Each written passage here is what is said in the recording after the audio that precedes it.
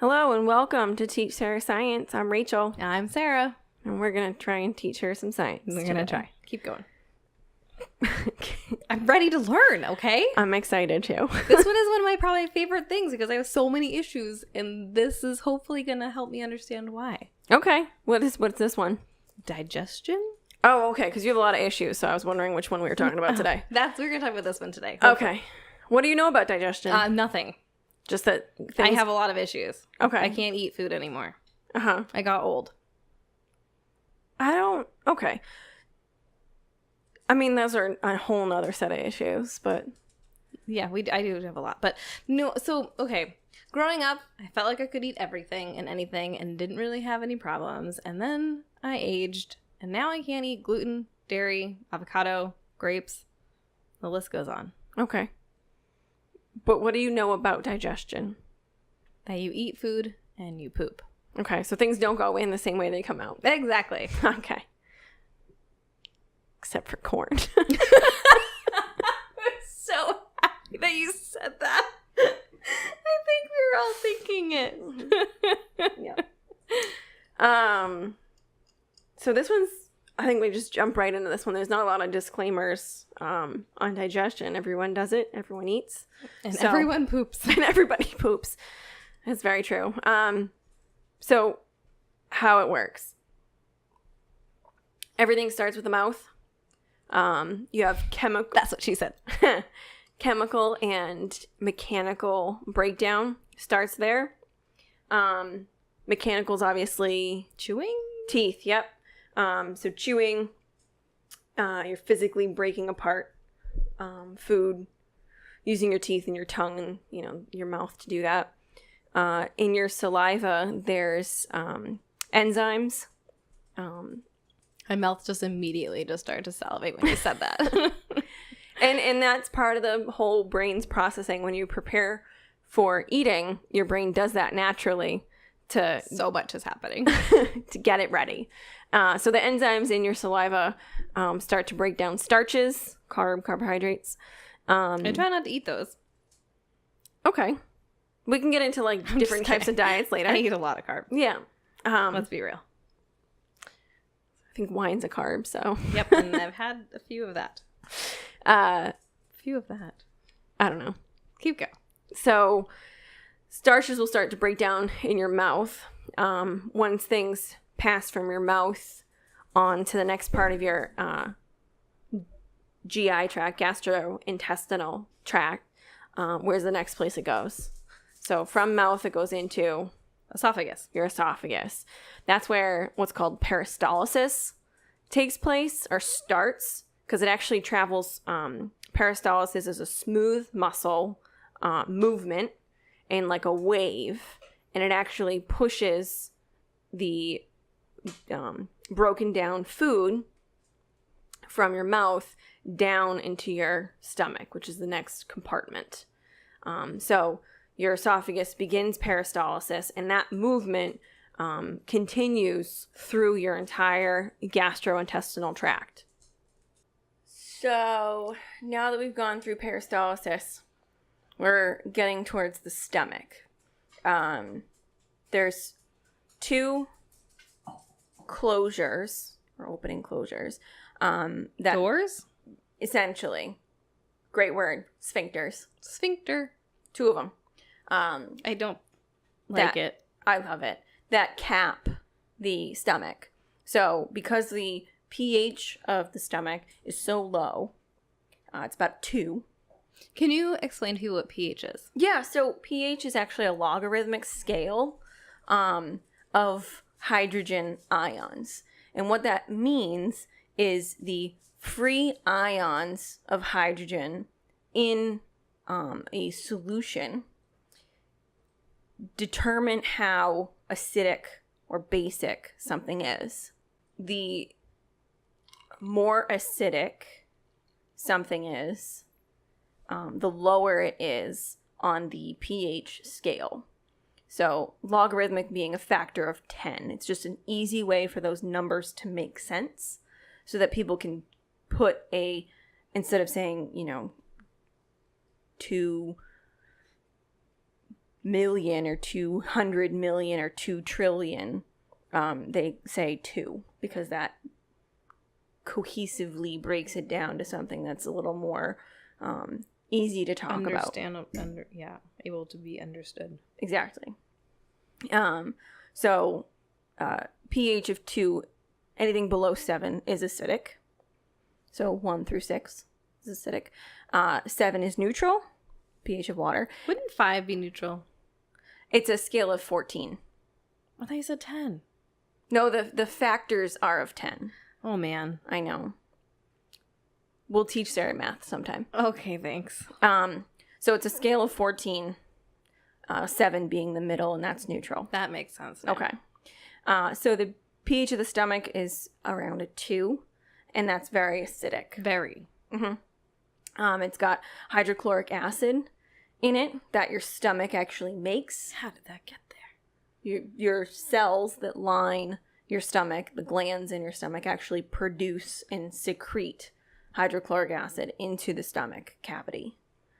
That pH is perfect for neutralizing bacteria, bad bacteria that you swallow and take in part of the food that you eat. And it also helps with the enzymes that become activated at those pHs. So pH is a very important component, environment. Now, is everyone's stomach different pH-wise some points, or are they all relatively the same? Relatively the same, around 2, unless you're taking something like antacids. Oh, is that why you shouldn't eat those all the time? Right. Oh. Exactly. The pH of 2 is very important for killing off bad bacteria, but it's also the environment needed for some of those enzymes that help break down food. It's important. It's necessary for those enzymes to work in that environment for the pH to be that low. So the primary enzymes in your stomach break down proteins. It's called pepsin. And what I was talking about earlier, the sphincters on either end keep all those contents inside the stomach when they need to be there. So it's quite a long process for your stomach to break down, and it actually folds and moves. And is that why my stomach makes so much noise? Does mine just move a really lot? Well, Is mine very active? You might have a very active stomach, but no, everyone's the noises you hear, those are bowel sounds. Oh. Everyone's stomach. I digest really loud. Intestines, really, your intestines are making those sounds. I was that person in school that would have class right after lunch, and if we had to take a test, it was just so embarrassing. And I was just like, I promise, it is just me digesting. I am not about to do something inappropriately in class right now. It's just, I just ate. Right. So some people's are louder than others, but everybody's is doing the same thing. Can I trade it out for someone who's quieter? Unfortunately, no. Okay. You're stuck with your bowels. No. So those sphincters on either end, the one that is between your esophagus and your stomach is called the cardiac sphincter. Because it's closer to the heart. Your heart. Yeah, okay. I was going to say. Mm-hmm. Sounds like a heart thing. Right. The one that is in between your stomach and your small intestine is called the pyloric sphincter. Once your stomach contents are ready to move on to the next phase of digestion, your pyloric sphincter will open and it will release a very acidic, now semi-liquid content into the small intestine, which primarily functions on a basic pH level. So what it needs to do is it needs to get additional solutions, additional secretions that will change the pH to a more neutral / basic level, and that will be your pancreas and your gallbladder, which sits right below your liver. But you don't always need your gallbladder. Right. So your body can function without it. We'll talk about some of the other what are called, I don't know, vestigial in this case, but your gallbladder is less necessary. It still functions. It has a purpose. Appendix. Right. No right. purpose? No Or purpose. That we know of at this point. I had mine out, so I really hope they don't figure out something that it's needed for, because now I lack it. Well, your gallbladder, it secretes a bile that allows for the breakdown of fats. So it helps with fat digestion. But it's not the only thing that can digest fats, which is why you can live without it. Mm-hmm. So your gallbladder and your pancreas will secrete their bile juices. Ooh. Allow for I the don't like the sound of any of that. allow for the change in pH. Now you'll start to break down some more fats and starches and things like that in your small intestine. And that's in your small intestine is where you have your bulk of your nutrient absorption. So your small intestines have what are called villi. And those are finger-like projections that increase the surface area of the stomach, the small intestinal lining. And that increased surface area, much like the pockets. And what's the reasoning? Much like the pockets in your lungs, the air pockets in your lungs, they allow for nutrient exchange. So you'll have that decreased thickness of the wall right next to the capillary bed, and all of those vitamins, minerals, nutrients will cross the villi barrier into the bloodstream and be taken over to the liver for processing. So Sounds complicated. It is. Our bodies do a great job at those complicated mechanisms and making sure that they, do them efficiently without, obviously, us even having to think about it. Yeah, if I had to think about it, I would not process very well. Never mind all the other automated stuff. So much going on that I don't want to worry about.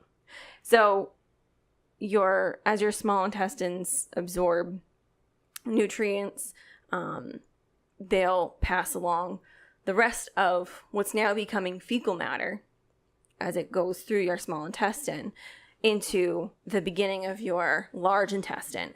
That is where your appendix is, right at the junction between your small intestine and your large intestine. Yes, which I didn't realize that the reason why your appendix needs to come out, or when it needs to come out, is because, which at the time I didn't know this, so I wasn't as embarrassed by it. But then when the doctor was telling me, when I asked, like, oh, why does it, rupture and need to come out and all that fun stuff? Oh, he says it's because a little bit of poop gets stuck there and it causes an infection. And I was like, well, that's embarrassing. Sorry, everyone. I'm sorry for my poop infection. Yeah. Like, what? No one tells you that either. So exactly, I was going to bring that up too.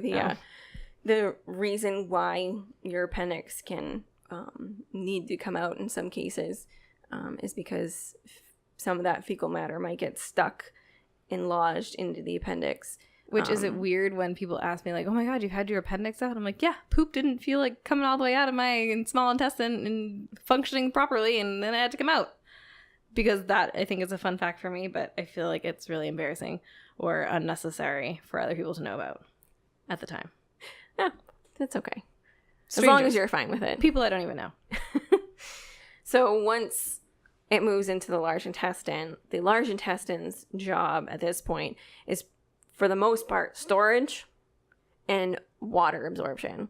So you regain most of the water from your food in your large intestine. I'm not 100% on this, but I'm pretty sure that's why you have diarrhea in some cases, because it moves too quickly through there.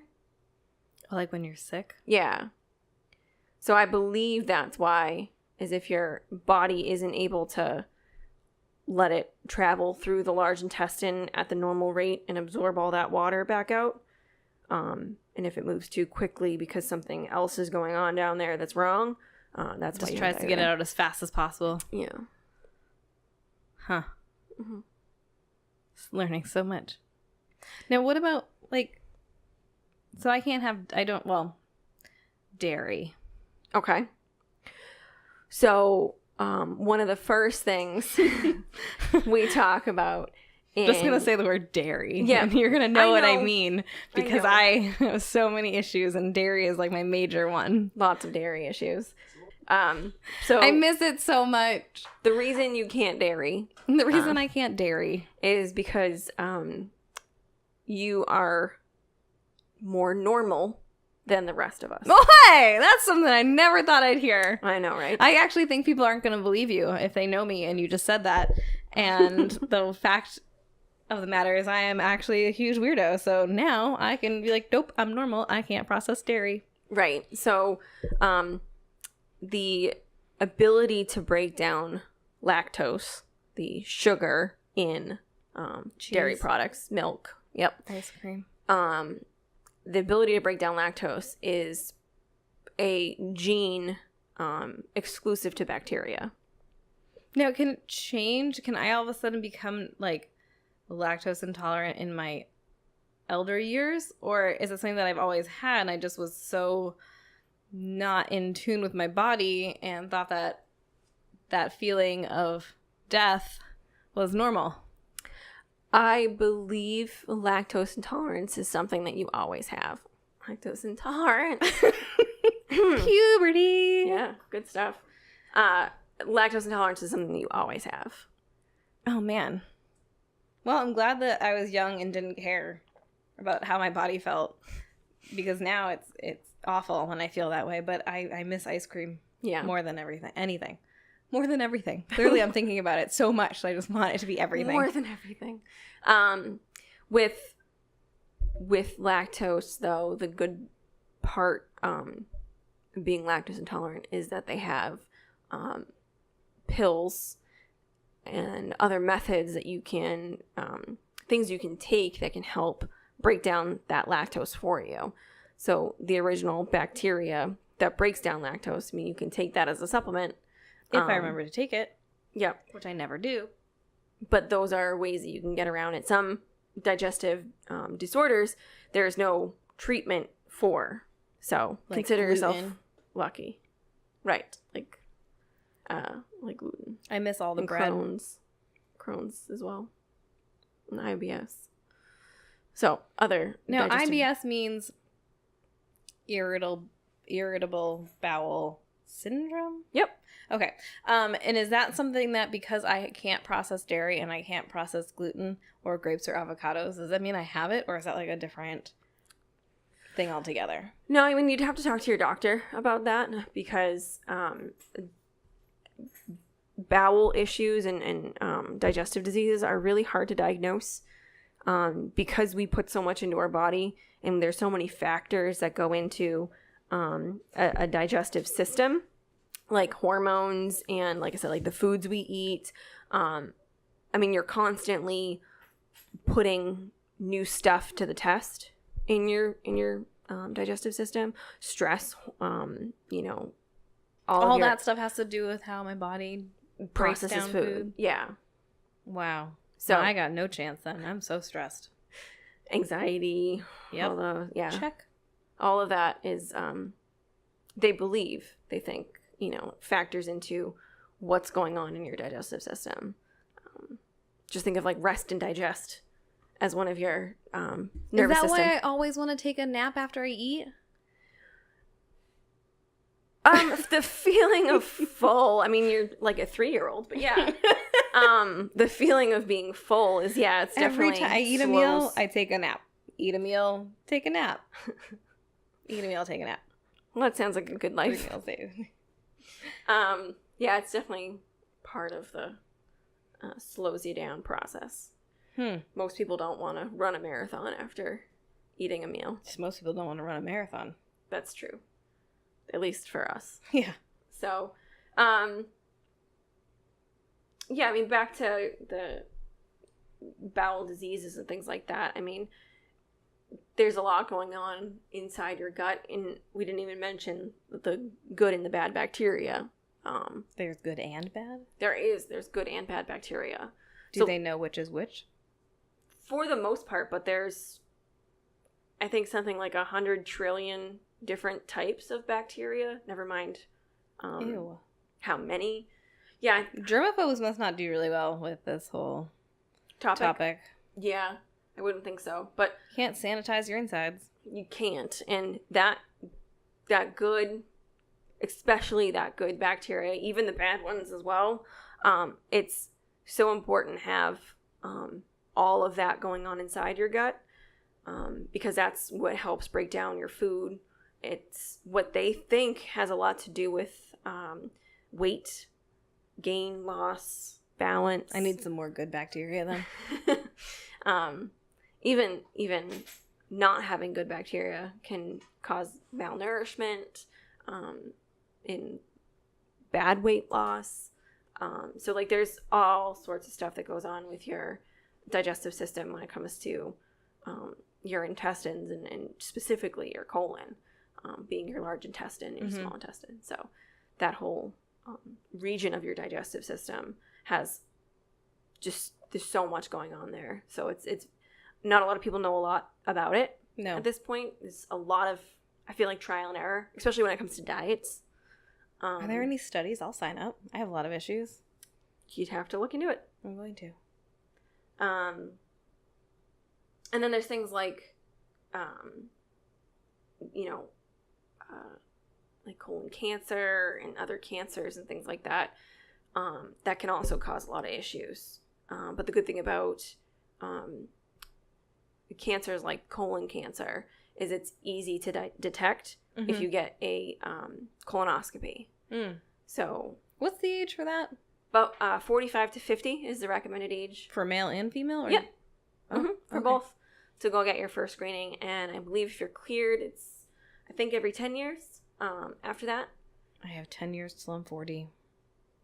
I have something to look forward to. Yep. But it's super important because colorectal cancer, I think, is like the third leading cancer for deaths in the United States. Wow.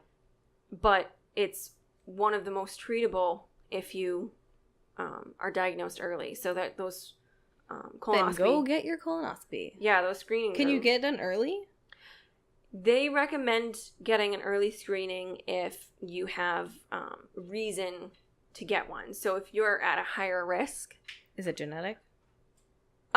Yeah, those would be why you would get why you'd be at higher risk. If someone in your family, immediate family, has or had colorectal cancer, things like that. So yeah, if you're at higher risk, maybe because of other bowel issues, potentially, if you have like Crohn's or IBS, I'm not sure, but those might be why you might be at higher risk. So your doctor might decide to have you screened early, but that's why it's important to talk to your doctor about those things. And then the another part about your good bacteria. So we had talked about fermentation. Alcohol. Yeah. In your body. Unfortunately, no. Oh. But alcohol is a type of fermentation. The other type is it's lactic acid. We talked about this in mussels. I was gonna say mussels. That sounds Yeah. like after you work out, right? Yeah. So another pathway that's anaerobic, so non-air, doesn't use air in what's called like cellular respiration, but doesn't use air, so it's anaerobic, not aerobic respiration. That's I am so confused. too much? Okay, Yes. let's back it up. Thank you. So, This is why I didn't really pass science. And this is why I'm ready to learn it now. okay, good. Sometimes. So, essentially what I want to get at is when bacteria break down your food in the stuff that you can't digest. So, things like... Dairy. No, not necessarily, but yes, dairy is one of them. So lactose, things that are like fiber, insoluble fiber material. Like what would that be? Like oats have a lot of insoluble fiber, a lot of like leafy greens, so like a lot of plant material. Oh, so it's hard for your body to break down, but you can it can't break it down. Right. Then why do we eat it? Because it forms nice and happy poops. Because everyone wants a happy poop. Yeah. It's yeah. Good happy poops. You sound like a grandma. I know. No, so your formed stool has to combine fibrous materials like that so it can easily pass through your system. What part of your system? Your colon. Colonial system. No, your colon. Colonial system. Now we're into history. Yeah, right. So the bacteria in there that help break down some of that insoluble fiber release gas. That was the point I wanted to make. Gas. That's it. Gas was the point. I went through aerobic and anaerobic and fermentation. It's all I wanted to say was it creates gas. Like the toots that you toot? Like the toots that you toot. And the burps that you burp? Or are we going the wrong direction now? That's the wrong direction because that pyloric sphincter that we talked about, that's really your separation between burps go up and farts go down. So you can't suck in a fart and make it come out as a burp? No, but say suck in a fart. Again. Oh, okay. But I always thought that'd be fun. Speaking of long pause, the look from my sister. Okay. And by that I mean it's just like, sometimes you're not in the best place to fart, and I would much rather it come out as a burp. Mm-hmm. So okay, I see if you had the ability for the comfort just level. so you can get on my wavelength of how I'm thinking about this and not so much of a crazy person that I'm coming off like right now. But I mean, we've all been in that situation where it's like probably not the best idea to do this right now. A burp would be more appropriate. So it's a great point that you bring up right there. Your environment. Really good. Yeah.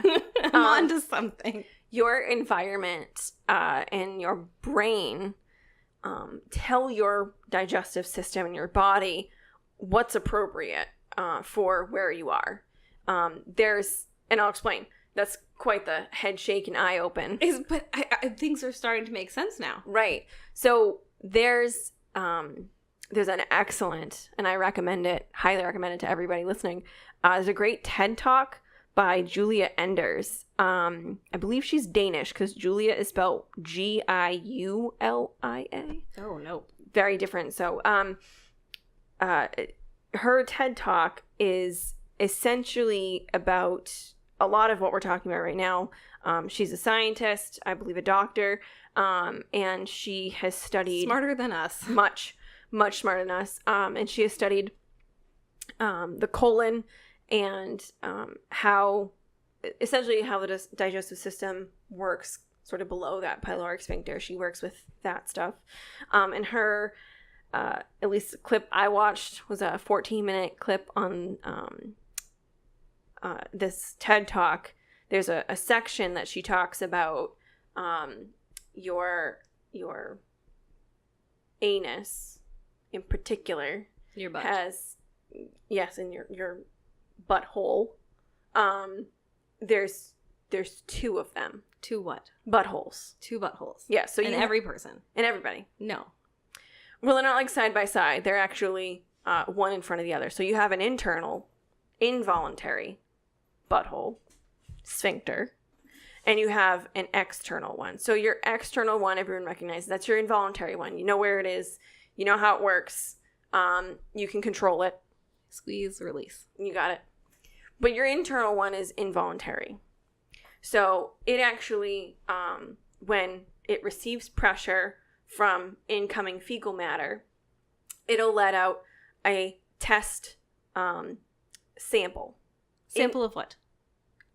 Exactly. The smooth muscle and your nerve endings inside that region will let your brain know what it is that's just passed through. So you have that pressure. It doesn't know whether it's gaseous or solid. it lets a sample in. Fart or poop. And the nerve endings, exactly. The nerve endings tell your brain what you got going on in there.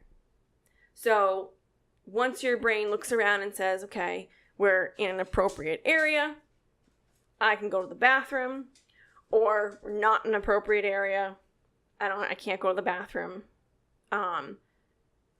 That test sample will be moved back into a waiting line. And oh my. Yep. And your body and your brain say, okay, gotta wait till I can find a bathroom to, do what I gotta do at this moment. If it's gaseous, your brain might say, okay, sure, in line at the bank, I might be able to make this a quiet one, or I'm home by myself, I don't care, it's all good. But your body actually can tell with that little system there. I wish your body could tell how bad it would smell.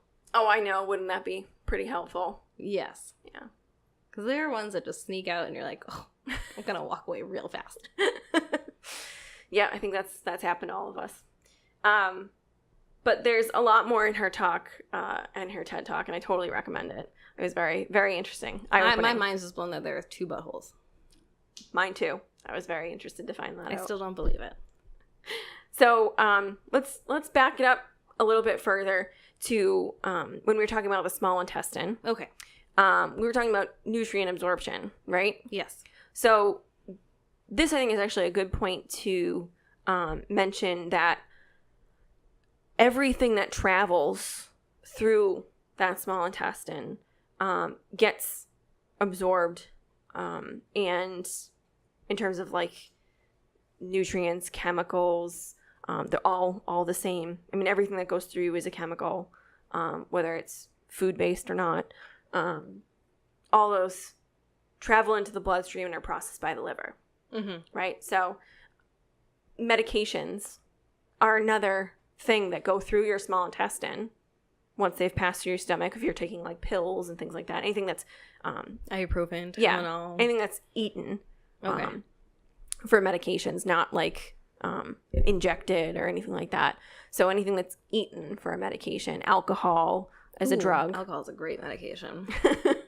But all of those pass through your small intestine, are absorbed by your small intestine, and are passed through your liver for processing. So your liver detoxes all of the chemicals and nutrients, anything that's in the bloodstream from your small intestines, processes anything that considers a toxin, metabolizes it, and sends it on its way. Sends it on its way, exactly, to be filtered out by the kidneys. So now, what happens if you have one kidney? You gave one away. Slower processing, trickier processing, same processing.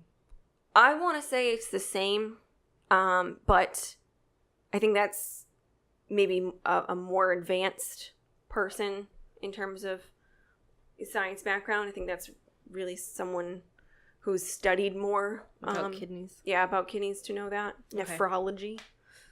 But that's not really something I think I can speak too educatedly on.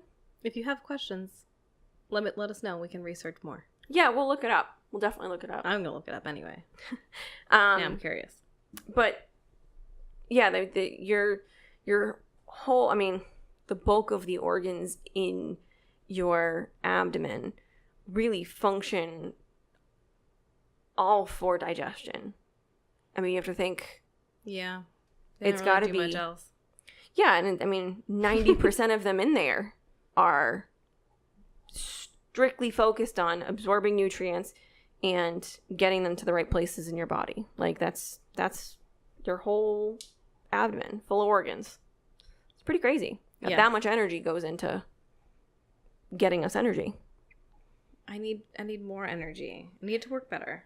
Where does food energy, like what gives you food energy? What foods? Do you know? Not donuts. Well, that's not true. Sugar gives you energy. Protein Gives you energy. Carbohydrates. That's sugar. What else are you missing? Celery. No, unfortunately, no. I mean, Plant? celery's great. Celery. Celery is phenomenal, but it has a lot of that insoluble fiber that we were talking about. So not plant leafy things. No, they have Energy. yeah, they have carbohydrates in them. Honey. I'm just going to eat a bunch Sugar. of sugar. Yeah. Clearly. You're missing something. Oh. Fat. Fat also gives you energy. Avocados that I can't eat. The Yeah. only good fat out there. That's not true. I know. But These I are don't. good healthy fats. But I miss it so much. Avocados are good. So all of those take different pathways to break down, but all produce Sugar, fat, carbohydrates. Energy source. all provide energy to your body. Eat a Snickers. No advertising here. I really want them to sponsor us and we can have all the Snickers. Oh God, wouldn't that be phenomenal? Another part of diseases that we were talking about, which I forgot to mention, we were talking about our cardiac sphincter. What would happen if your cardiac sphincter, the one that separates your esophagus and your stomach, didn't function well? Heart attack. No. Acid reflux. Yes. Feels like a heart attack. Heartburn, yeah. So, Heartburn attack. Heartburn attack. Gastroesophageal reflux disease, also called GERD. Have you heard GERD before? No. No? GERD? GERD. Sounds like an old lady name. Like Gertrude? Yeah, it's like a nickname for Gertrude. Hey, GERD, what's up? What's up, GERD? No? Not the same? Mm-mm. No, the GERD we're talking about is what happens if your cardiac sphincter is leaky. Leaky or broken. Leaky sphincter. Ew. Yeah. So it releases or will let up like a very low pH acidic reflux, I think I had heartburn once and I thought that, what did I think it was? I thought it was something different and I was like, yeah, it's like my chest is burning and you were like, it's the heartburn. And I was like, no, it's like my inside, it's not like my heart that's burning, it's my throat that's burning. And you're like, yep, that's what heartburn is. Literally thought heartburn was my heart that should be burning and I didn't realize that it wasn't that. That sounds about right. I only had it once Yeah. and never again. I think we're both pretty lucky. I don't think either of us get heartburn very Didn't much. have a leaky sphincter. Yeah. Lucky us. But unfortunately, people who have heartburn pretty consistently will take antacids, right? Yes. So they'll take what tends to be a calcium-based, chalky They're so gross. substance that helps increase the pH. So moving it from acidic to basic, helping to neutralize it so that it doesn't Burn as much? Yeah. Oh, that's why it does that. I didn't realize that. Right. We kind of skipped it earlier, so I want to make sure we cover that. I thought it was like fixing the problem. It's just blanketing the problem. Exactly. It's masking it. That's the word. Yeah. Blanket. Blanket. Nope. So Well, you put a blanket on a fire, it puts the fire out. I was just thinking the same way with that. right. Okay. It coats it. Your words are better than mine. Always. It's true. So when the medication or whatever you're taking to help reduce the heartburn, when it's coating the lining of your stomach and reducing the hydrochloric acid in there, the problem is your body goes into sort of like a feedback cycle and it says, oh, the pH is too high, we need to add more. So you can get into this positive feedback loop where it says it's low pH, I need more. High pH, I need more acid to bring it down low. And then you keep eating the medication and it just keeps doing You're it. in an endless cycle of bad habit. Yep. So you have this sort of constant need to take a heartburn type medication. And for some people, it's just inevitable. It is what it is. It won't kill you. No, not just based on that. You should buy stock in antacids now. Unfortunately.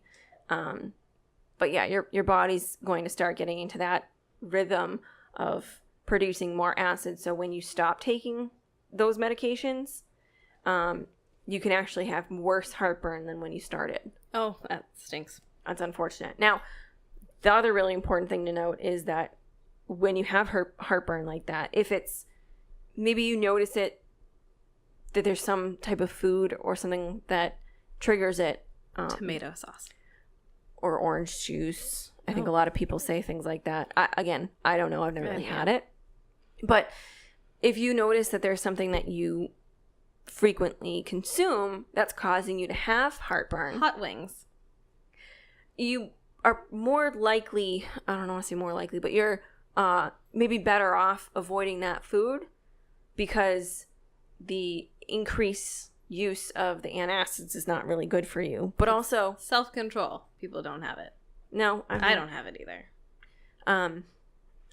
Yeah, I can't really say I do the best at it either. But it'd be a good thing not to have that acid reflux because, you know, obviously the one side of it's bad that you have the sort of medication side of it, but, you know, trying to neutralize the acidic pH, but by letting so if you don't take antacids, for example, and you just let your body have heartburn, as uncomfortable as that is, it's also really bad for your esophagus. So is it like burning, like legitimately burning your esophagus? Exactly. That pH is not safe outside of the stomach. Your stomach lining is built for a pH that low. Will it burn holes in it, or is it just killing off certain things? I believe it can actually burn holes in your esophageal lining. What's ulcers? That. Okay. That is ulcers. Makes sense. Now there's also a bacteria that lives in your stomach, or that can live in your stomach. I don't believe it's in everybody. I think that's sort of the point. It's called H. pylori, and a large amount of H. pylori in your stomach can cause stomach ulcers. I think I've heard that word before, but I think it's from you. Probably. But that's also something that's really another sort of GI type of issue that people can have. I don't know how common H. pylori is, but it is. It can affect quite a few people. I've known some people who have had H. pylori infections before. Who? Some people. I'm not going to name them on this poor podcast. And we'll call people out. We'll talk about it after. So, what about gluten? Oh, okay. So we didn't really cover that. Because I know when you say, I need to be gluten-free, please, people immediately roll their eyes like it's some fad that you're following. And as some people really don't like to eat it, and that's totally fine and great, but there's also some of us who just can't handle eating it, and we have to not eat it.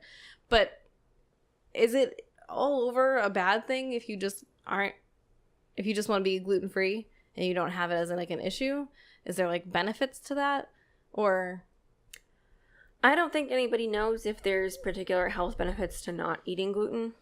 I do know that people with celiacs, there's a large population of people with celiacs who go undiagnosed because they're asymptomatic. Oh. So the key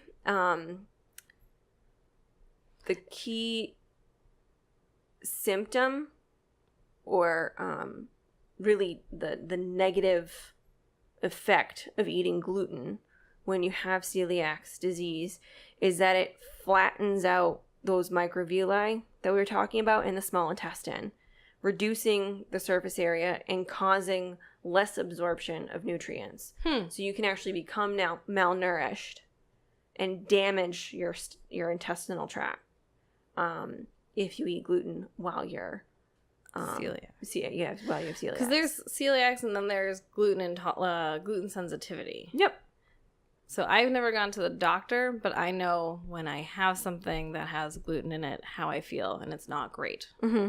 So I've just started to avoid it. Right. There's nothing wrong with that. Okay.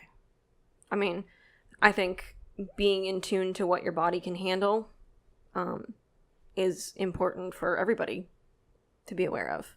So whether or not it's the protein in wheat, which is gluten, or if it's the carbohydrate itself that's causing you issues, because it could be either. Or both. One will Or never both. know. Yeah. If you feel better not eating something, I would say keep doing that. Mm-hmm. So, and that's what a lot of people, because identifying gluten intolerance or celiacs can be very difficult, like we were talking about earlier. Oh, yeah. That there's so much going on in the intestines, hormones, neurotransmitters, stress levels, which, by the way, nervous poops, totally a thing. Is it? Yeah. Because I have them more than I would like to admit. Yeah. Not so much anymore. I went through a rough patch. There was a lot of nervous poops. I just thought it was my mind. Nope. I mean, it is. Oh, yeah. But unfortunately, the 'Cause, two like, are connected. But that's so annoying. It's really a Because thing. the last thing you need sometimes is to poop. Right. Nervously. Right. You're usually not in a place No. environmentally where you can do that God, no. when you're nervous. Yep. So Wow. there's so much going on down there I that don't like that. that it's hard to sometimes diagnose. What about nervous pee? Because when I get anxious or nervous, I really have to pee too. I'm not 100% sure on Is that. that just me? No, because I get It's like that a too. puppy. It's Yeah. like you're going on a first date, you get all nervous. I literally pee like 20 times, and then I get there and I'm fine. But it's like the build up to like getting in my car, going somewhere, or like being picked up, which no one does anymore. But usually I'm driving myself somewhere. I pee like 80 times. Mine's presenting in front of a class. Well, I pick dates. 'Cause That was my. I always had to pee right before that. So yeah. Huh. It's definitely a thing. I'm not sure that it probably has very Same similar. thing. Yeah. Yeah. Nervous boobs. Yeah. So, besides that, do you have any other questions? Anything else we didn't cover? No, I think I'm ready for my quiz. Covered it all? Maybe. All right. We'll Hope see. so. Don't be like the teachers I had in high school and put a question on it that wasn't discussed in class. Oh, I totally have a critical thinking question. Ah. Oh, absolutely. I gotta trip you up as much as possible. Okay, thanks. You're welcome. What does the body use for energy? Fat, carbohydrates, sugars. Bam. Is that my wrong? Or am I already wrong? You are only because you said sugar and carbs. Oh, sugars, carbohydrates. Yeah. So you missed one. Fat, carbs, protein. Proteins. Yeah. All right. So yeah, that's those three things. Yep. What diet is best? It's your critical thinking question. Oh, you just eat plants. Nope. A everything in moderation diet. I like that one, but still no. No dairy, no gluten, no avocado and grapes. For you, maybe. Okay. Yeah. No, I have no idea. Neither do they. Oh, I do not like this. How did I know you're gonna trick me? This isn't okay. Yeah, no, they there's plenty of things out there that say one is better than the other. Eat this, don't eat that. But if there isn't something, I won that critical thinking by saying everything in moderation. I mean, maybe, but you can't have some of those things in moderation. I mean, Right? If I want to be in pain. But that's not the best diet for you. No. Essentially, nobody knows. Nobody really knows. They can claim they know, but they don't really know. So do what works best for you, Okay. right? Yes. Healthy lifestyles can be a variety of different things. Exercise, and what they say is eating right. But eating right is just what works for you. So just make sure that you're, aware of your own body and things like that. Okay. Yeah. It's so sad. And where can you go to learn more about digestion and digestive health? TeachSarahScience.com. That's not a website. That's not a website. Let's just cut all of that. You make shit up. Whoops. I'm gonna go with your doctor. Yes, your doctor can tell you more about it. WebMD. Google. Google, internet's pretty good for that stuff. Yeah. Is it gonna say that I'm gonna die? WebMD might. No, just do your own research. That's how I figured out my avocado thing. Yeah. Ate avocados for a week, had the worst pain of my life. Figured out, hey, probably shouldn't eat this anymore. It's a thing. Yeah. Any more questions? That's it. I passed the test. Congratulations. Do you have any more questions for me? Nope, that's it. You did really well. Awesome. All right. If you have any questions for us, you can follow us on Facebook, Teach Sara Science, or Instagram, Teach Sara Science, or tweet me, Teach Sara Science, or at Sara Science, whatever it decided to do. And we also have an email, teachsarascience@gmail.com. And feel free to reach out on any of them, all of them, none of them, but we'd like to hear from you. All right. Thank you, Rachel. No problem. Just one quick last disclaimer. That's Teach Sara Science. Sara is without an H. I don't know if people know that. No, So- yeah. I am a funny spelled Sarah. Yeah. I actually made it easier for you. I left off a letter. There you go. One last thing you have to type out. Yes. Sara. Yeah. So, and you can always email us with topics too that you want us to Ooh, cover. we would love to hear the topics you want us to cover. All Because right. as many topics as we have in our mind that we want to cover, I'm sure that you have other ones that you'd like to hear us talk about as much as we can. Thank you. Thanks, guys. Bye.